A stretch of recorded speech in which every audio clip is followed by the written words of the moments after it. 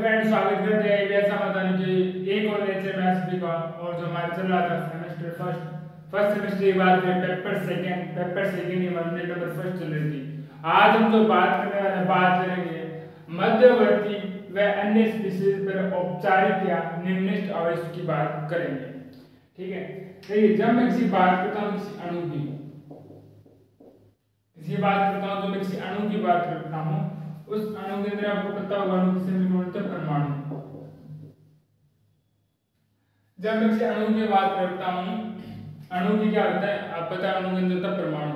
तो परमाणु के चारों ओर क्या होता है? इलेक्ट्रॉन का अब्र होता है। अब इलेक्ट्रॉन के बहादुर होते हैं या चारों ओर से क्या होता है? इलेक्ट्रॉनों से वो घिरा होता है। अगर इस इलेक्ट्रॉन अब्र के अंदर कोई अन्य इलेक्ट्रॉन का क्या होता है? ये योग होता है इसका, इस प्रकार से, या इससे क्या हो? निष्कासित हो। योग होने पर क्या हो जाता है? जब क्या होता है इसका योग इलेक्ट्रॉन का, तो उस पर आ जाता है आंशिक ऋणावेश आ जाता है, और कमी होने पर इलेक्ट्रॉन की क्या जाता है? आंशिक धनावेश आ जाता है। ठीक है, जिसको हम क्या बोलते हैं? औपचारिक आवेश कहते हैं, या इसको निम्नलिखित आवेश कहते हैं।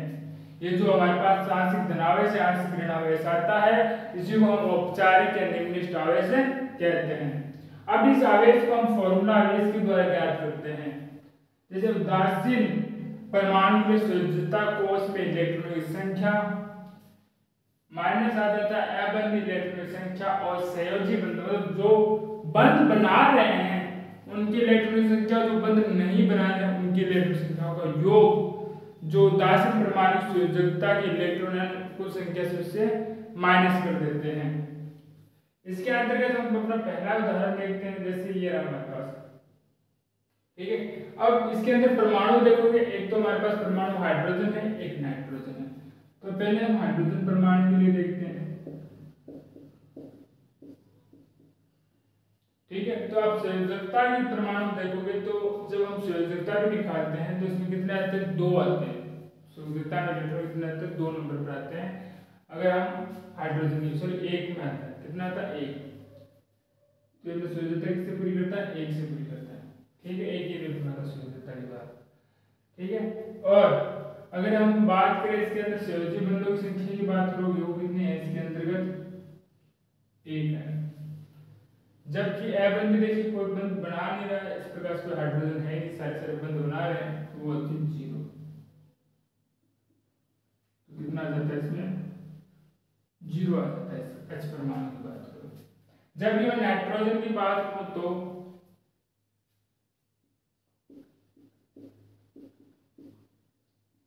नाइट्रोजन परमाणु पता आपको 7 पर आता है।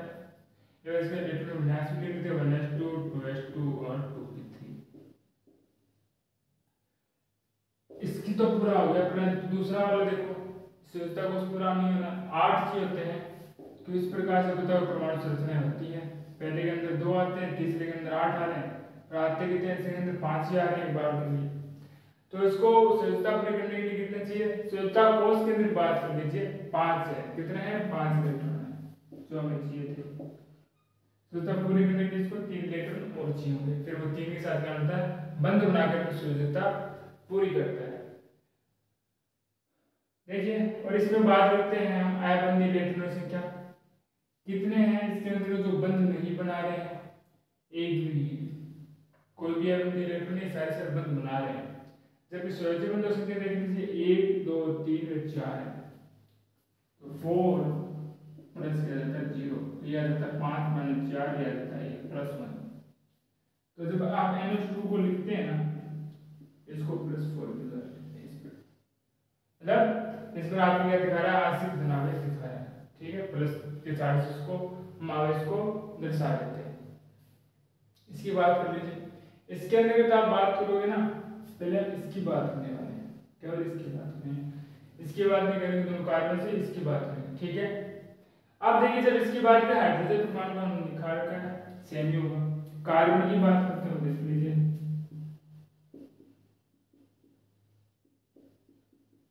जब आप कार्बन की बात करते हो, तो देखिए संयोजी बंधों संख्या कितनी है वैसे कार्बन की संयोजी बंधों में जो बंधों की संख्या होती है वो 4 होती है, ठीक है।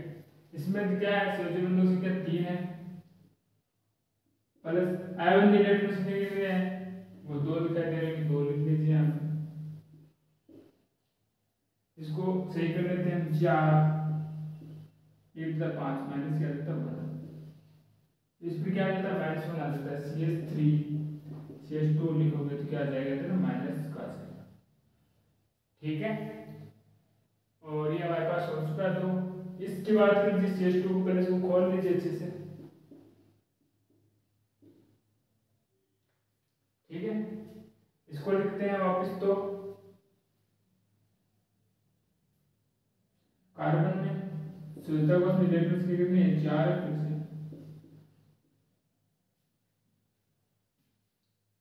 और बात कर लेते हैं इसके अंतर्गत एपिक इलेक्ट्रॉनों की बंदी कितनी संख्या है, 2 है। और कितनी है इसके अंदर, 2 है, 4 माइनस इसमें 4 कर दीजिए तो फॉर्मूला इसके अंदर इस पावर कितना होता है, 0 होता है। इसी प्रकार से BS3 की बात कर लीजिए, H का हमने लिखा है, बेरिलियम की बात करोगे, बोरॉन की अगर बात करते हैं, हाइड्रोजन हीलियम लिथियम बोरॉन की बात करोगे आप, तो ये आता है 4 पर आता है, शुद्धता को उसमें इलेक्ट्रॉन कितने होते हैं, 4। इसके अंदर एक बंध कितने बना रहा है, 3 के साथ बंध बना रहा है, तो ये बंधों की संख्या भी, और इसमें ए बंध इलेक्ट्रॉन हो जाता है 1,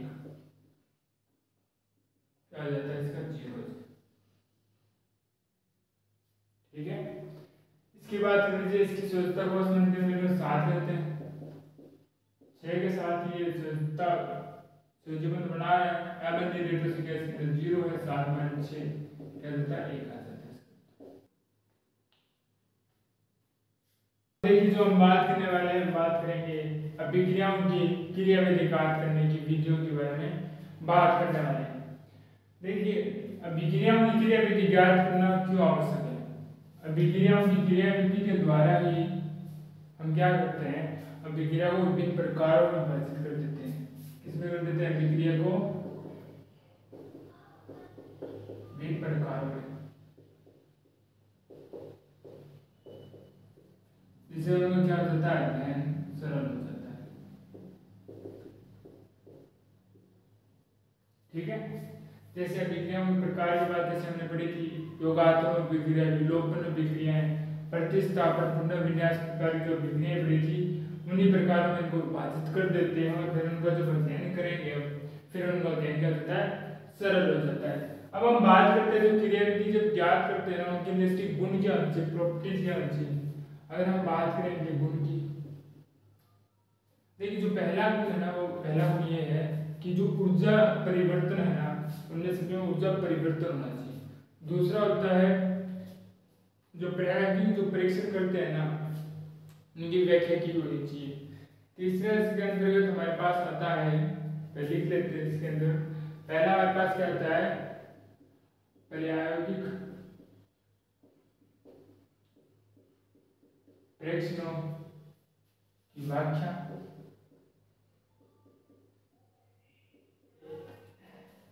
दूसरे की बात कर लोगे ऊर्जा परिवर्तन। तीसरा आएगा कि ये ना जो अभिक्रिया होती है ना, वो अभिक्रिया दूसरी अभिक्रियाओं से भी मिलती जुलती होनी चाहिए। जो अभिक्रिया है ना, तो क्या अन्य अभिक्रिया से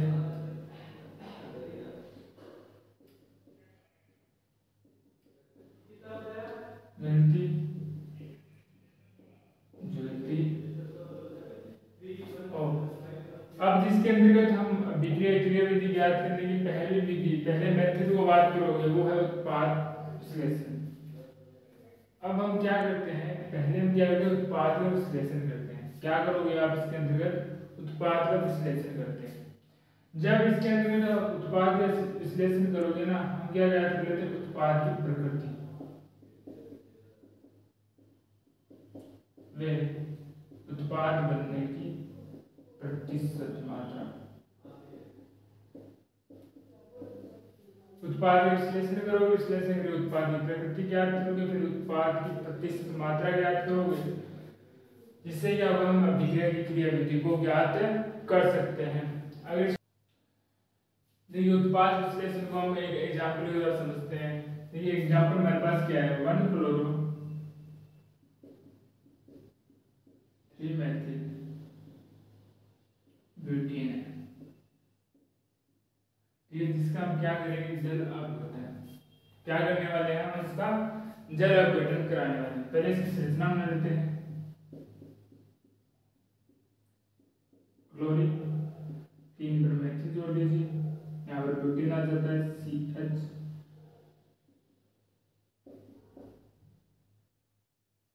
ठीक है। इसका हमें क्या करना है, जल अपघटन। जब आप जल अपघटन कराते हैं ना, 2 प्रकार से होता है, ठीक है। ऐसे लेकर इसको चला जाएगा, यहाँ पर OH ऐड हो जाएगा, ये तो इस प्रकार से उत्पाद बनेगा।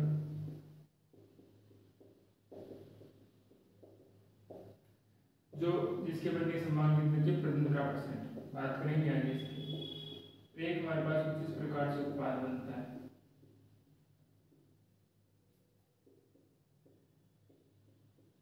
जिसके बनने की संभावना रहती है 85%।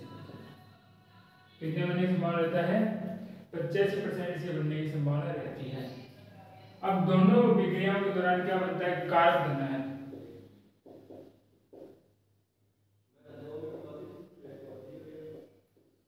इसके अंदर बनेगा 1 डिग्री का, जबकि इसके अंदर नीचे वाले के अंदर बनता है 3 डिग्री का।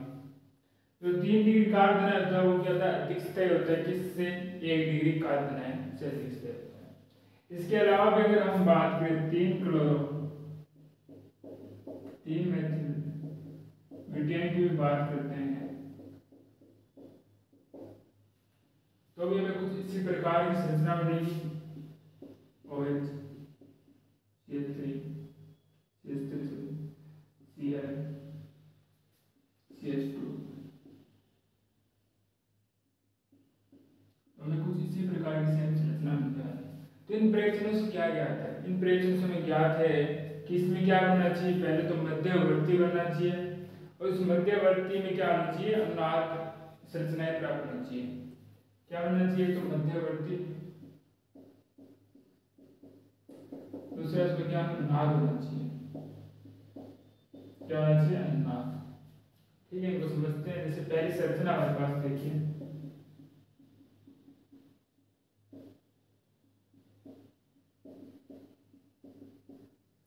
ठीक है।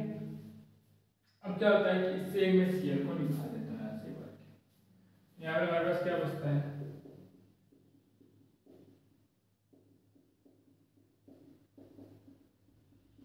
इस प्रकार से, ठीक है। इस संरचना के अंदर ये जाएगा और यहाँ पे क्या होता है,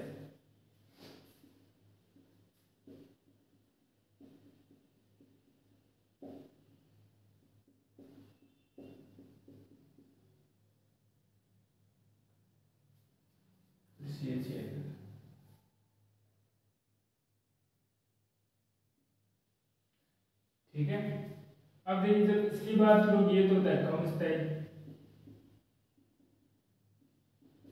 जबकि ये क्या होगा, अधिक स्थायी होता है, जिसके कारण क्या हो जाता है, इस पर हमारे क्या जुड़ जाता है, OH समूह जुड़ जाएगा और कुछ इस प्रकार से क्या बना लेगा, वो संरचनाओं का निर्माण कर लेता है। ये हमारे पास थी उत्पाद विश्लेषण। तो एक बार पुनः देख लेते हैं। उत्पाद विश्लेषण मैंने क्या कहा था, पहले हम उत्पाद का विश्लेषण करते हैं, उत्पाद की प्रकृति ज्ञात करेंगे और प्रतिशत ज्ञात करेंगे। इसके अंदर 1 क्लोरो 2 3 मेथिल ब्यूटेन का हमने उदाहरण लिया, जिसका जल अपघटन कराया है, जिसके अंदर पहले के अंदर 1 डिग्री कार्बन बनता था, पहली परिस्थिति में, दूसरी परिस्थिति में क्या बन रहा था, 3 डिग्री कार्बन बना था, जिसमें सबसे ज्यादा मात्रा किसकी थी, 3 डिग्री कार्बन की मात्रा ज्यादा थी। फिर इससे में क्या ज्ञात होता है, इसमें ज्ञात होता है कि एक तो इसके अंदर मध्यवर्ती बनेगा और उस मध्यवर्ती के अंदर क्या होना चाहिए, अनुनाद होना चाहिए। फिर हमने अनुनाद देखा है, चाहे ये कम स्थायी था और ये अधिक स्थायी होता है। नेक्स्ट पॉइंट है वो हमारे पास है मध्यवर्ती उपस्थिति की पहचान करना। देखिए जब कोई विक्रिया संपन्न होती है ना, पता होगा विक्रिया एक या एक से अधिक पदों में संपन्न होती है।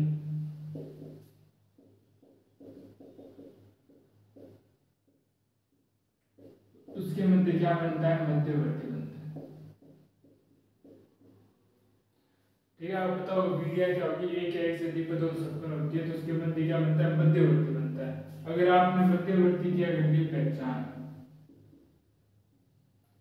तो आप विक्रिया की क्रिया विधि को ज्ञात कर सकते हैं। प्रत्येक विक्रिया एक या एक पदों में संपन्न, एक या एक से अधिक पदों में संपन्न होती है।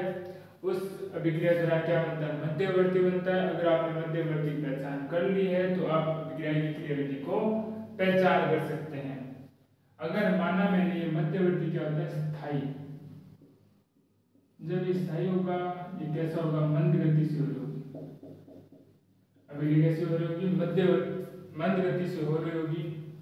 और इस मंद गति से होने का इसको क्या कर देते हैं? बीच में से क्या कर देते हैं? रोक देते हैं। रोक कर क्या कर लेते हैं? हम जो मध्यवर्ती है उसकी पहचान कर लेते हैं तो हमें क्रिया विधि ज्ञात हो जाती है। जैसे ये हमारे पास इसके हम जब अभिक्रिया करते हैं तो हमारे पास उत्पाद क्या बनने वाला है? इस प्रकार से बनेगा। इसके अंतर्गत हम देखेंगे कि मध्यवर्ती की पहचान किस प्रकार से करते हैं।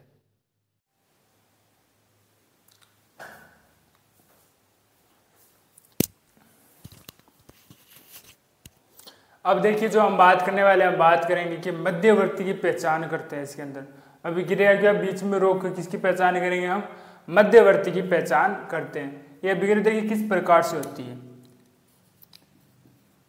पहले ये जो रिएक्शन है ना, जब हम Br की बात करेंगे, ब्रोमाइड की बात करेंगे तो इस प्रकार से होता है। ये क्या होगा? एक H लेकर चला जाएगा, क्या बचेगा हमारे पास? HBr बचने वाला है। ठीक है, ये किस प्रकार से कनेक्ट हो जाएगा? RONHBr। ठीक है, RCONHBr के रूप में हो जाएगा। ठीक है, अब इसमें क्या ऐड होता है? OH minus. अब ये जो OH माइनस है ना, ये H को लेकर चला जाता है। जब ये H को लेकर चला जाएगा RCONBr के रूप में, एक तो ये मध्यवर्ती हमारे पास बनता है इस प्रकार से। ठीक है, अब क्या होगा? अगले चरण के अंदर ये Br भी निष्कासित हो जाता है।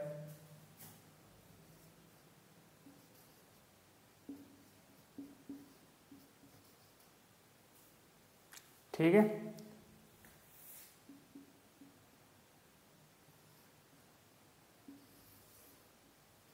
इस प्रकार से।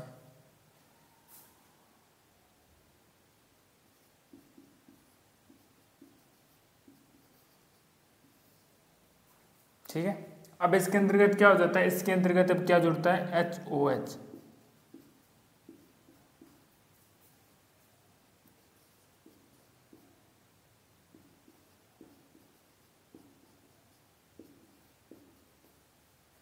ठीक है, अब इससे क्या निकल जाता है? इससे निकल जाता है OCO निकल जाता है। यहाँ पर क्या बचता है? केवल बचेगा हमारे पास RnH2। ठीक है, एक तो इस प्रकार का मध्यवर्ती बनता है और एक जो मध्यवर्ती बनेगा इस प्रकार का मध्यवर्ती बनता है। ठीक है, अब हम ज्ञात करते हैं, यह तो एक मध्यवर्ती ज्ञात करने की विधि है। हम जो दूसरी विधि की बात करेंगे वो है स्पेक्ट्रोस्कोपी विधि। किसकी बात करने वाले हैं? स्पेक्ट्रोस्कोपी विधि की बात करने वाले हैं। ठीक है, एक हमारे पास आता है मेस्टलिन का, हम क्या करेंगे? प्रोटोनीकरण की बात करोगे NMHC के द्वारा, एवं इलेक्ट्रॉनिकरण स्पेक्ट्रोस्कोपी द्वारा दर्शाया जाता है। ठीक है, ये हमारी इस प्रकार से विधि होगी जिसके अंतर्गत हम क्या करेंगे? HF-BF3 से आप रिएक्शन कर लोगे। एक आता है पदार्थ क्रिया का क्या करना? हमें ट्रैप करना है। पदार्थ क्रिया क्या करना? हमें ट्रैप करना है। तो हम क्या करेंगे? कार्बिन साइक्लोजोहेक्सेन है, उसके द्वारा हम क्या करेंगे, पहले कार्बन की रिएक्शन किससे करोगे आप, साइक्लोहेक्सेन के द्वारा करते हैं, तो हमारे पास क्या हो जाता है, पदार्थ क्रिया क्या हो जाता है, ट्रेप बन जाता है। बात करने वाले हैं, बात करेंगे समस्थानिकों के प्रभाव की हम बात करने वाले हैं। ठीक है, समस्थानिक की अगर बात करोगे सबसे उत्तम विधि है, अगर इसकी बात करोगे आप तो ये क्या है, सबसे उत्तम विधि है। अगर समस्थानिकों की बात करो सबसे उत्तम विधि है ये वाली। ठीक है, इस विधि के द्वारा आप अभिक्रियाओं की क्रिया विधि को सबसे अच्छे रूप से अच्छे तरीके से ज्ञात कर सकते हैं।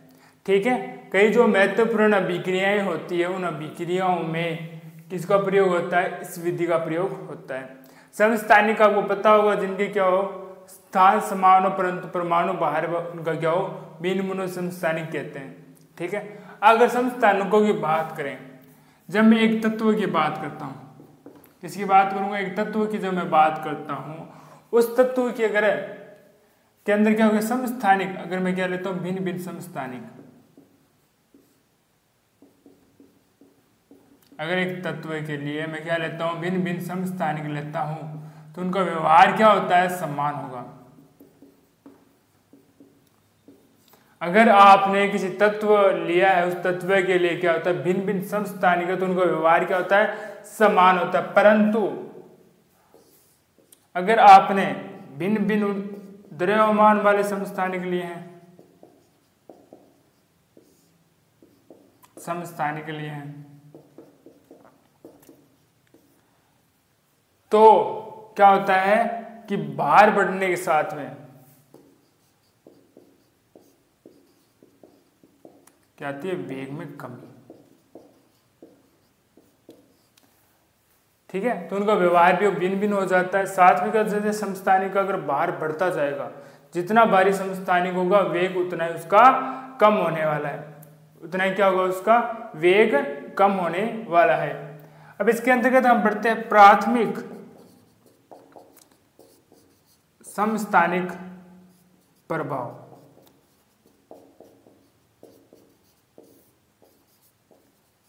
और इसमें पढ़ेंगे हम द्वितीयक समस्थानिक प्रभाव, समस्थानिक प्रभाव। तो ये प्राथमिक समस्थानिक प्रभाव क्या होता है कि जो भारी समस्थानिक है उस परमाणु से जुड़ा हो, किस परमाणु से, उस परमाणु से जुड़ा हो जो अभिक्रिया में वेग निर्धारक पद रखता हो। अगर भारी समस्थानिक है उस परमाणु से जुड़ा हो जो टूटकर क्या करेगा, अभिक्रिया का वेग निर्धारक करेगा, और उससे जुड़ा होता है, इस प्रकार का प्रभाव मेरे पास क्या कहलाता है, प्राथमिक समस्थानिक प्रभाव कहलाता है। परंतु अगर जो भारी समस्थानिक है, अगर जो भारी समस्थानिक है अगर उस परमाणु के पास वाले परमाणु से जुड़ा हो, जो परमाणु क्या होगा, टूटने वाला होगा, उसके पास वाले परमाणु से जुड़ा है, उसके बारे में भी कमी आती है, उतनी नहीं आएगी पर तुलनात्मक रूप से कमी आती है, इसे बोलते हैं द्वितीयक समस्थानिक प्रभाव कहते हैं। एक लेते हैं इसको, प्राथमिक समस्थानिक प्रभाव की बात करेंगे। अगर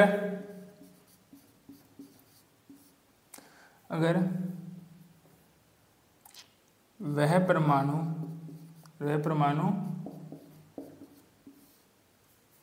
जो अभिक्रिया में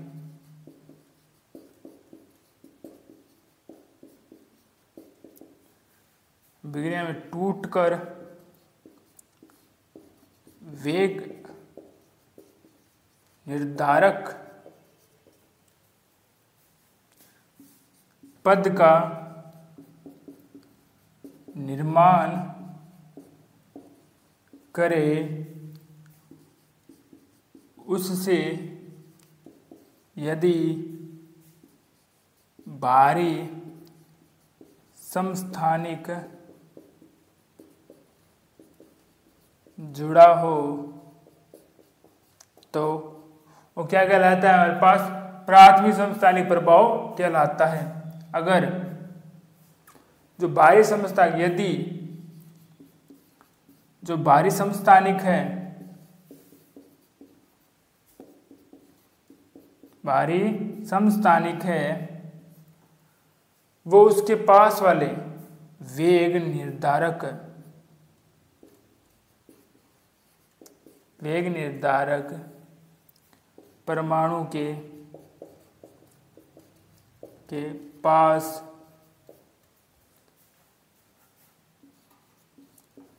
जुड़ा हो तो क्या कहलाता है हमारे पास, वो हमारे पास कहलाता है द्वितीयक समस्थानिक प्रभाव कहलाता है। क्या कहलाता है?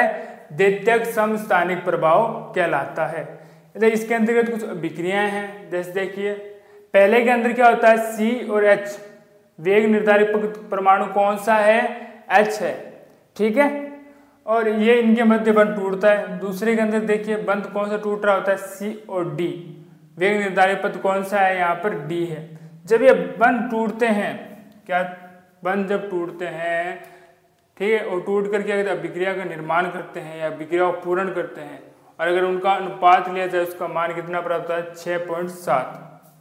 अब इस अभिक्रिया के अंदर देखते हैं किस प्रकार से रिएक्शन होती है। अब जो H और Br बाहर निकल जाता है, सॉरी K और Br बाहर निकल जाएगा, क्या निकल जाएगा, और यहाँ पर क्या हो सकता है? OH जुड़ जाएगा यहाँ पर, तो CH3 CH3 और यहाँ पर OH का निर्माण कर लेगा।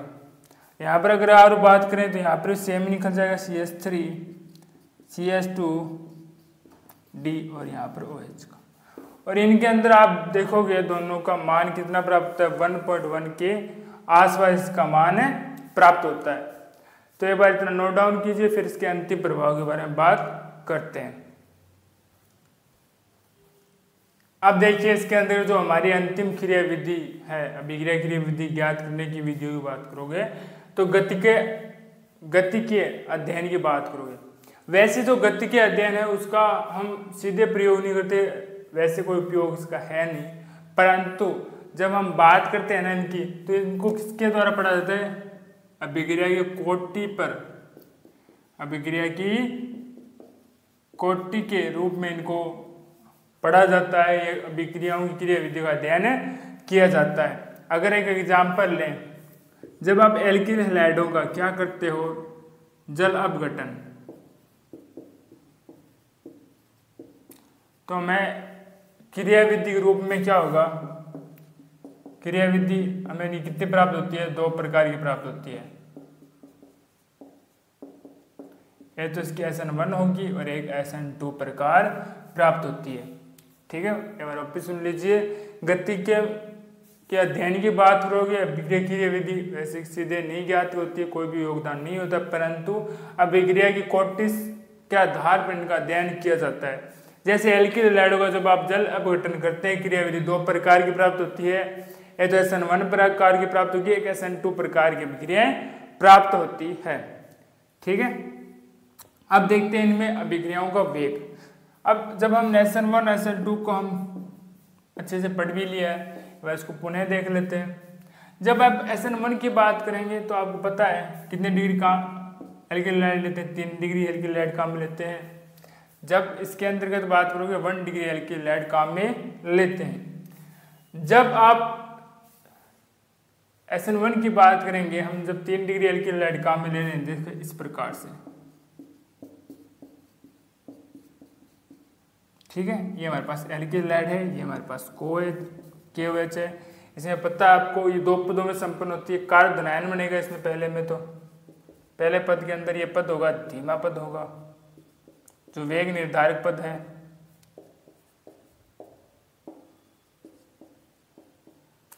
ठीक है। फिर क्या होगा? फिर हमारे पास क्या हो जाएगा? ये जो प्लस है इस पर क्या अगर नाभिक स्नेह कर्मण करेगा,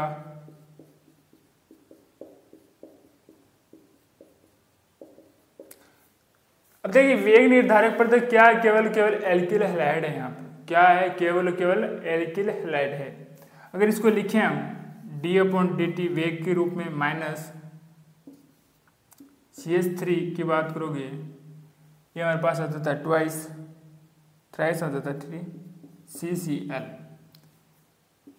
और इक्वल टू लिखोगे किस पर निर्भर कर रहा है? केवल CH3 C पर निर्भर कर रहा है, C और Cl पर निर्भर कर रहा है। ठीक है। अब हम बात करते हैं SN2 अभिक्रियाओं की। जब SN2 अभिक्रियाओं की बात करते हैं, आपको पता है इसमें कितना बनता है, प्रथम डिग्री, ठीक है, Br ले लेते हैं।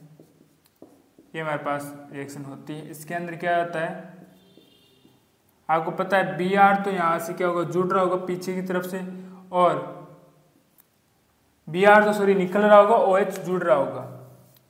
तो इसमें नाभिक स्नेही भी क्या करता है, निर्भर करता है। इसको बोलते हैं संक्रमण अवस्था।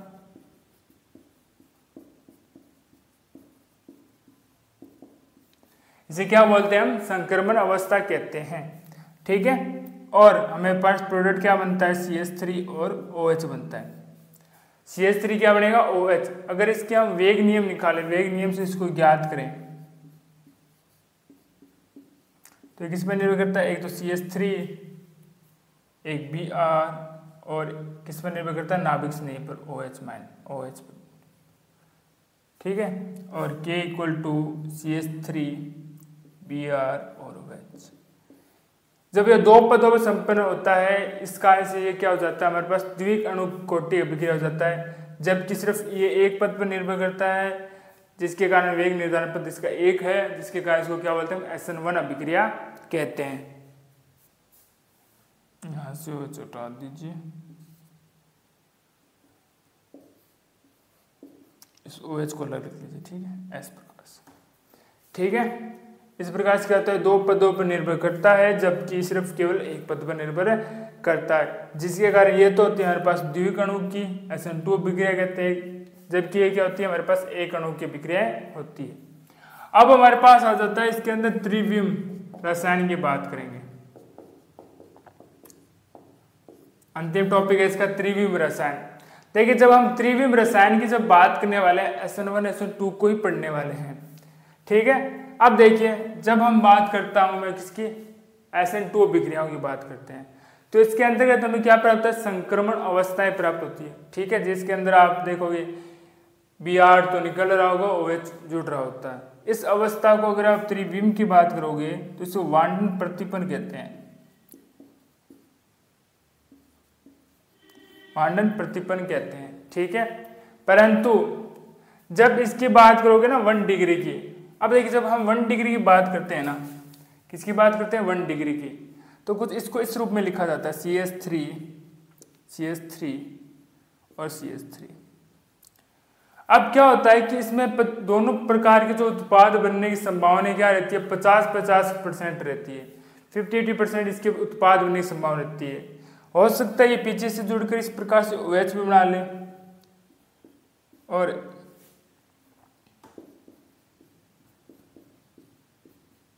या हो सकता है इससे आगे से जुड़कर बना ले, तो इनके बनने की संभावना 50-50% रहती है। अगर आपने 12th क्लास में रासायनिक मिश्रण को पढ़ा होगा, क्योंकि जहां पर अगर ये हमारे पास क्या होता है, D रूप, इससे क्या होता है, D व L रूप प्राप्त होते हैं। अगर वे D व L रूप बनने की संभावना 50% है, तो इस प्रकार का जो मिश्रण होता है उसे बोलते हैं रासायनिक मिश्रण। तो ये क्या बनाता है, त्रिविम के अंदर रासायनिक, इसे क्या होता है, रासायनिकरण होता है। इस प्रक्रिया को रासायनिकरण कहते हैं। एक बार इसको पुनः देख लीजिए। गति का जो हम बात करें, गति के अध्ययन का कोई वैसे सार्थक अर्थ नहीं है क्रियाविधि अगर ज्ञात करो अभिक्रिया की क्रियाविधि को विधियों को ज्ञात करने में, परंतु इसको रिलेट किससे किया जाता है, अभिक्रिया कोटि के द्वारा। यानी कि हैलाइड की अगर बात करोगे, उसके अंतर्गत हम बात करें जब जल अपघटन किया जाता है, तो क्रियाविधि में 2 प्रकार प्राप्त होगी, SN1 व SN2 प्राप्त होती है, ठीक है। जब मैं SN1 की बात करूंगा उसके अंदर 3 डिग्री, जब SN2 की बात करूंगा 1 डिग्री। जब हम SN1 की बात करते हैं तो आपको पता है इसके अंदर कार्बन धनायन बनेगा, धीमा होता है, फिर OH नाभिक में आक्रमण करेगा जो तीव्र होता है, और मेरे पास उत्पाद बन जाता है। परंतु वेग नियम से देखोगे केवल और केवल इसमें वेग निर्धारक पद की बात करोगे, केवल क्या है, एल्केहाइड है, नाभिक नहीं है, इस कारण इसको SN1 अभिक्रिया कहते हैं। परंतु जब प्रथम डिग्री की बात करोगे तो इसके अंतर्गत हमारे पास क्या संक्रमण अवस्थाएं प्राप्त होती है, जिसके अंतर्गत एल्केहाइड व नाभिक में 2 वेग निर्धारक पद है, ठीक है। कितने पद है, 2 वेग निर्धारक पद है, जिसका इसको SN2 अभिक्रिया कहते हैं। त्रिविम रसायन की बात करोगे SN1 व SN2 विक्रियाओं क्या बोला गया है क्रिया विधि को हम कि 3D के अंदर किस प्रकार से देख सकते हैं। 3D की अगर बात करोगे, जब मैं SN2 विक्रियाओं की बात करता हूं तो इसके अंदर संक्रमण अवस्था होती है जिसको वांडन प्रतिपन्न कहते हैं, जबकि SN1 अभिक्रियाओं की बात करोगे तो इस प्रकार 2 प्रकार के उत्पाद बनने की संभावना रहती है, जिनके बनने की समय 50-50% रहती है। D व L रूप प्राप्त होते हैं जिसको हम रसैमीकरण कहते हैं। तो आशा करते हैं आज का लेक्चर आपको अच्छे से समझ में आया होगा। फिर भी मन के अंदर कोई डाउट्स है तो कमेंट बॉक्स में लिख दिया जाएगा। ये हमारे अंतिम टॉपिक था और ये इसके साथ हमारी यूनिट ये कवर हो चुकी है, अच्छे से कंप्लीट हो चुकी है। लगातार रिवीजन करते रहिए, अच्छे से पढ़ते रहिए। मिलते हैं आपको एक और नए लेक्चर में, तब तक के लिए धन्यवाद।